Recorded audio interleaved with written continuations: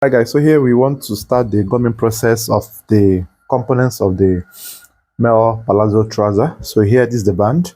I cut out the band measurement of 4.5 inches width by the length of what will be enough to cover the front circumference, like the front waistline. You get?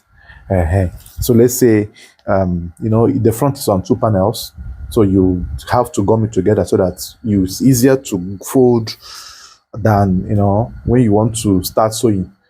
You gum 2 bands, so gum once, then split it to do on the both. Then I just left half an inch here. It's optional though. You can say gum all through. So the size of the gum I have here is 2 1/4, right? So fold the edge all through this way, and then fold the band size you want. Now the band measurement I will use here will be 1 1/4, 1 1/4. You can decide to make yours 1.5. So this measurement of this band is solely your choice. Do you get? So you fold all through to the very end so that the band will be the same width all through. So I will fold this and then show you the results. So here I have finished folding my band. This is what it looks like, right? So the final measurement I have here is 1 1/4, right? 1 1/4. So now I will split this into two when I get to the sewing section, but I won't do this now. It's easier to gum the both front panel bands together so that you have exact folding and everything. So now after that, you of course gum your zip fly, the zip fly that you use to attach the zip, and then you also gum the side pocket region this way. Now also bear in mind that if you are doing elastic and rope, you don't need to put welt pocket. The reason is that if you are going to do elastic and rope, you don't need to put welt pocket, is because of the back contraction, right? So you will not really love the feeling when there is a welt pocket at the back. But if your customer demands for, there's no problem. But usually the trousers that do have elastic at the back and front rope does not need to have welt pocket. At maximum can see is patch pocket. So this video is solely on the gumming stage and the preparation stage, right? And you also know that you're going to use your rope, this rope, or you can use the fabric as well to prepare the rope of your trouser. So having said this, now the next video you'll be seeing will be on the sewing stage of this trouser. The lining. Some persons will ask me, do we need to put lining?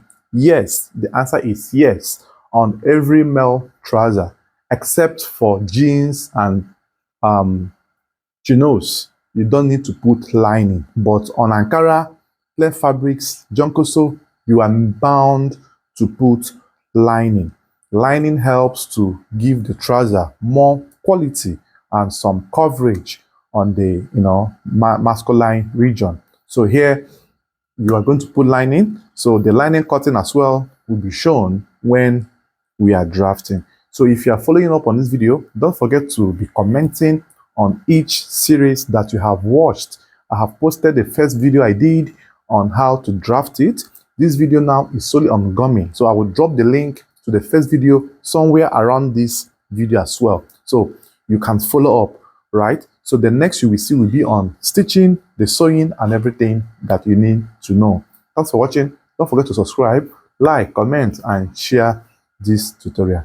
See you in the next one. Bye bye for now. Here we want to see the lining drafting. So in making your trousers, get used to buying a very quality lining. This is called suit lining. Suit lining. A yard is being sold for I think 650 or 700 depending. It's by 60. So this suit lining, I use it for all my trousers and everything I am lining on male clothing, except on white fabrics. If I'm making white outfits, I buy plain of this. I don't use colored linings on white materials, right? There I can still use plain black on Ankara. It's preferable. You can still use this on other colors.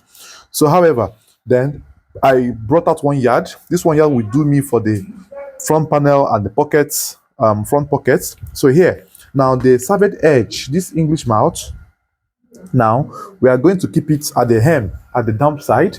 Then it will, you will place your lining, your trouser this way, right? Now the measurement where or which you will use to place your lining will be 18 to 20 inches, depends on the customer's length as well, right? So you measure, and then once you get the length you desire, you usually place your fabric or something on top of the trouser so it doesn't run down.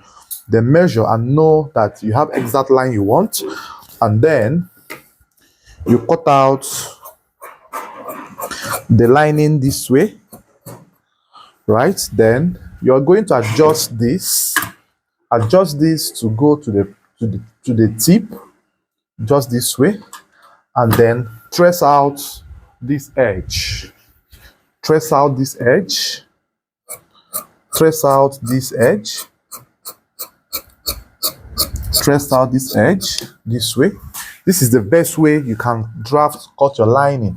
Now the reason I'm showing you all of these procedures or processes is just because of the fact that we have your what's it called, so once you have cut out this edge, then you adjust it backwards, just this way, adjust it backwards,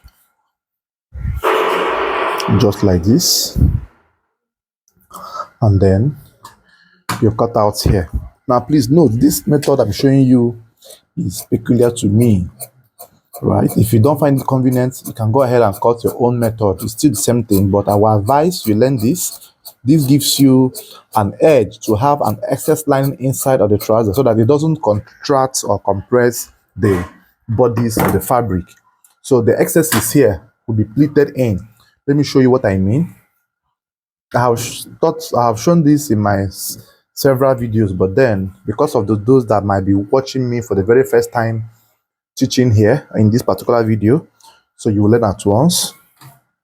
Now this will be pleated at the midpoint of your trouser. Now the reason for this pleating, like I was trying to explain, is to make sure that the lining does not fall short of the trouser. Like the lining should not compress the trouser, you get? So this is how it should be, and the extent of this pleating is just by getting the lining edge fold into two. All right, so that does this edge, that this is by 45, right? Then fold into two this way, and then you by 60, I took 1 yard, right? Then fold into two, then place your fabric of the front panel, then cut. So this is how it will be. So you iron it, you know, it will still be ironed later on after when sewing. So this is what I'm trying to explain. This is how it will be, and the inside part of the trouser. Then after this, now the next thing we are going to do now is to cut the pocketeens. Now these pocketeens we have are the front pocketeens, right? The front pocketeens. Now the measurement is 7 by 14. 7 by 14. 7 inches on fold. That's then the 14 is not on fold. So here I have a length of 14 inches length, just this way. 14 inches length, just this way.